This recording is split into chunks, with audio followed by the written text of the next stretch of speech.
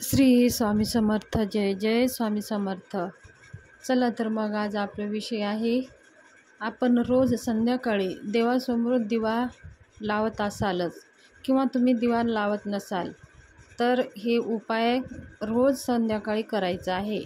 आपल्या घरामध्ये, आपल्या देवघरामध्ये असा एक दिवा लावायचा आहे, म्हणजे आपल्या घरामध्ये कधीही धनाची कमी पडणार नाही.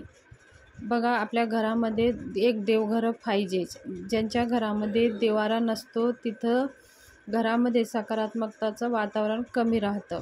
म्हणून आपल्या घरामध्ये एक देवघर असायलाच पाहिजे.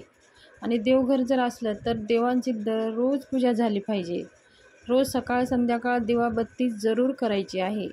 आणि सकाळ किंवा संध्याकाळी आपल्या कुलदेवी कुलदेवतांची आणि आपल्या स्वामींचे सेवा झाली पाहिजे. म्हणजे स्वामी समर्थांचे मंत्र, कुलदेवीचे मंत्र किंवा आपल्याला कुलदेवांचे जे तुमचे कोणते कुलदेव आहे त्यांचे मंत्र, त्यांची पूजा, ही नित्य सेवा आपल्या घरात झालीच पाहिजे. त्याचबरोबर रोज संध्याकाळी दिवा लावताना आपले सगळे दारं खिडक्या खुले थोडेसे ठेवायचे आहेत. आणि संध्याकाळी लक्ष्मी येण्याची वेळ आहे म्हणून थोडा वेळ का होईना दार खिडक्या ठेवायचे आणि सगळ्या घरातली लाईटी वगैरे लावून ठेवायची आहे. प्रदोष वेळ, जसं दिवस मावळण्याच्या आधी अर्धा तास आणि दिवस मावळल्यानंतर अर्धा तास, असा 1 तास 1.5 तासाचा हा प्रदोष काळ असतो. ह्या काळामध्ये आपल्याला देवासमोर दिवा लावायचे आहे आणि आपले दार खिडक्या खुले ठेवायचे आहेत आणि घरातल्या सगळ्या लाईटी आपल्याला लावायच्या आहेत. असं बघा, असे मानलं जातं की संध्याकाळी प्रदोषच्या काळामध्ये लक्ष्मी माता हे पृथ्वी भ्रमण करत असते. लक्ष्मी नारायण हे पृथ्वीला भ्रमण, म्हणजे लक्ष्मी नारायण हे धर्तीवर येत असतात. म्हणून आपले दार संध्याकाळच्या वेळेस दारं खिडकी खुला ठेवण्याची प्रथा आहे.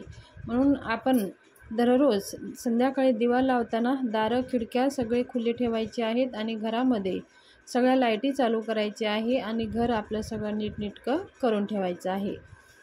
त्याचबरोबर दिवस आपल्याला उगवण्याच्या आधी लवकर उठून स्नान करून आपल्या मुख्य जो दरवाजा आहे त्या दरवाजा झाडून पुसून स्वच्छ करून घ्यायचा आहे.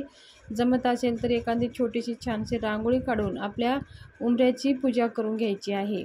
असं जरी आपण दररोज केला तर आपली घरामध्ये कधीही धनाची कमी पडत नाही.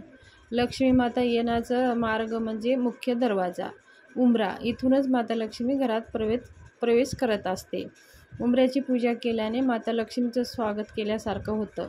मंगळवारी, शुक्रवारी, पौर्णिमेला, अष्टमीला आपल्या मुख्य दरवाजा म्हणजे उंबऱ्याची हळदीचं लेपन करून पूजा करायची असते. हळदीचं लेपन करण्यामागे कारण हे आहे की आपल्या घरातली सगळी बाहेरची जे काही नकारात्मकता आहे ते बाहेरच राहते. म्हणून आपण आपल्या उंबऱ्याची पूजा आवर्जून करायची. त्याचबरोबर रोज सकाळ संध्याकाळी देवघरासमोर एक तुपाचा दिवा आवर्जून लावावा.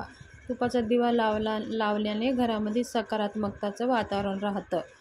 तुपाच्या दिव्यामध्ये नकारात्मकता शोषून घेण्याची शक्ती असतं आणि सकारात्मक पसरतं. म्हणून तुपाचा एक दिवा जरूर आपण दररोज लावावा. आणि रोज सकाळ किंवा संध्याकाळी आपल्या कुलदेवीची आणि गणपती बाप्पाची आरती जरूर करावी. असे केल्याने सुद्धा आपल्या घरामध्ये सकारात्मकताचं वातावरण राहतं. आणि आपल्याला नित्यसेवा आवर्जून करावी. जर तुम्ही नित्यसेवा करत नसाल तर आवर्जून तुम्ही श्री स्वामी समर्थ या मंत्राचं 11 माळी जप, श्री स्वामी समर्थ सारामृतांचं 3 अध्याय आणि 1 माळ गायत्री मंत्र ही नित्यसेवा जीवनामध्ये ठेवा. म्हणजे घरामध्ये आपल्या सकारात्मकताचं वातावरण राहतं. नित्यसेवा करणं हे खूप गरजेचं आहे. ह्या सेवेने आपल्या सगळ्या काही वाईट शक्तीपासून आपलं रक्षण होतं, संरक्षण होतं आणि ते एक संरक्षण कवच आपल्याभोवती तयार होतं. म्हणून नित्यसेवा करणं खूप गरजेचं असतं. नित्यसेवा म्हणजे आपल्याला नित्य देवांची प्रार्थना करतो, देवाला विनंती करतो, स्वामी महाराजांना आपण विनंती करत असतो. म्हणून ह्या सेवा आवर्जून आपल्याला करायच्या असतात. त्याचबरोबर आपण दिवा तर लावत असतोच. कसं तेलाचा दिवा लावतो आणि आपण अगरबत्ती करतो, मग झाली आपली संध्याकाळची पूजा. अशी न करता आपल्याला असा एक दिवा लावायचा आहे. हे दिव्याने आपल्या घरामध्ये सकारात्मकता पण राहते आणि आपल्या ज्या काही मनातल्या इच्छा आहेत त्यासुद्धा पूर्ण होते. एक आपल्याला मातीचा दिवा घेऊ शकता किंवा तुम्ही तुमच्या घरात चांदीचा असेल किंवा पितळाचा दिवा घेतला तरी पण चालेल. पण आपल्याला लांब वातीचा दिवा लावायचा आहे. हे लक्ष्मी प्राप्तीसाठी ही सेवा आपण करतो आहे. तर लक्ष्मी प्राप्तीसाठी जी सेवा करतो आहे आपण, तर लांब वाती आपल्याला घ्यायची आहे. 1 वातीचे 2 वात्या अशा करून घ्यायचं आहे आणि आपल्या लांब वातीचा दिवा एका पंक्तीमध्ये ठेवायचा आहे. त्याच्यामध्ये तूप घालायचं आहे. शुद्ध तूपच त्याच्यात लागणार आहे आणि आपल्याला 2 विलायची घ्यायची आहे आणि 2 लवंग घ्यायचं आहे आणि 1 कापूर घ्यायचा आहे आणि तूप आणि वात असे हे 5 प्रकार झाले आणि हे असलं दिवा आपल्याला तयार करायचा आहे. काय 2 लवंगा, 2 विलायची किंवा वेलदोड, तुम्ही काय म्हणता, वेलदोड म्हणत असाल, आम्ही विलायची म्हणतो आहे. तर आणि तूप आणि 1 कापूर आणि वात अशा प्रकारे एक दिवा तयार झाला. मग आपल्याला त्या दिव्याची पूजा करून घ्यायची आहे आणि त्या दिव्याखाली आसन म्हणून थोडंसं अक्षता ठेवा किंवा एखादी छोटीशी प्लेट ठेवा. त्याच्यावरती तो दिवा ठेवायचा आहे आणि तो दिवा पूर्वेकडे होईल किंवा आपल्या देवघराकडे होईल असा तो दिवा ठेवायचा आहे. दिवा प्रज्वलित करायचा आहे आणि त्या दिवाला नमस्कार करायचा आहे. शुभम करोति कल्याणम आरोग्यम धनसंपदा शत्रुबुद्धी विनाशाय दीपज्योती नमस्तुते.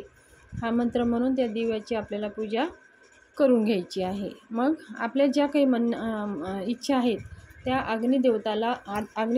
देवताच्या साह्याने दिवा आपल्या लक्ष्मी मातेपर्यंत पोहोचत असतं. म्हणून आपल्या त्या दिव्याला बघून आपल्या ज्या काही मनोकामना, धनाविषयी मनोकामना आहे ते सांगायचं आहे.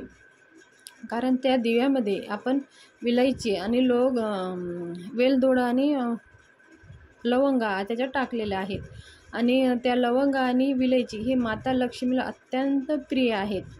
आपल्या माता लक्ष्मीला प्रसन्न करण्यासाठी लवंगा आपण देवीला अर्पण करत असतो. कुंकुमार्जन करताना सुद्धा लवंगाचा वापर होतो आहे. माता लक्ष्मीला पानाचं विडा आपण तयार करतो तेव्हासुद्धा लवंगाचं आणि विलायचीचं, वेलदोड्याचं आपण अर्पण करत असतो. तर माता लक्ष्मीला हे अत्यंत प्रिय आहे. त्या लवंगा आणि विलायची घालून ते दिवा आपण प्रज्वलित करत आहे आणि त्या अग्निदेवताच्या साह्याने माता लक्ष्मीला आपल्याला विनंती करायची आहे की आपल्या घरामध्ये कधीही धनाची कमी पडू नये. आपल्या घरामध्ये धन येण्याचे अनेक मार्ग प्राप्त व्हावं. घरामध्ये अखंड लक्ष्मी राहावं आणि घराचे सगळं आरोग्य चांगलं राहावं, सद्बुद्धी भेटावी, सत्कर्म घडावे ही विनंती करून आपल्या सगळ्या घरांच्या लोकांची प्रगती व्हावं आणि सगळ्यांची आरोग्य चांगलं राहावं, यश कीर्ती प्राप्त व्हावं म्हणून त्या दिव्याला बघून नमस्कार करायचा आहे आणि आपल्याला 1 माळ लक्ष्मी गायत्री मंत्र आणि विष्णू गायत्री मंत्राचा जप करायचा आहे. लक्ष्मी गायत्री मंत्र: ओम महालक्ष्मीची विद्महे विष्णू पत्नीचे धीमी तन्नो लक्ष्मी प्रचोदयात. ओम नारायणाय विद्महे वासुदेवाय धीमी तन्नो विष्णू प्रचोदयात. मग लक्ष्मी आणि माताचं आणि लक्ष्मी गायत्री मंत्र आणि विष्णू गायत्री मंत्र हे 1 माळ करायचं आहे किंवा तुम्हाला जमत नसेल तर 16 वेळेस आवर्जून करा आणि हे दररोज संध्याकाळी केलं तरी चालेल किंवा तुम्ही संकल्पयुक्त 40 दिवसाची सेवा केलं तरी पण चालेल. माहिती कशी वाटली, आवडली असेल तर सबस्क्राईब, लाईक, शेअर करा. धन्यवाद.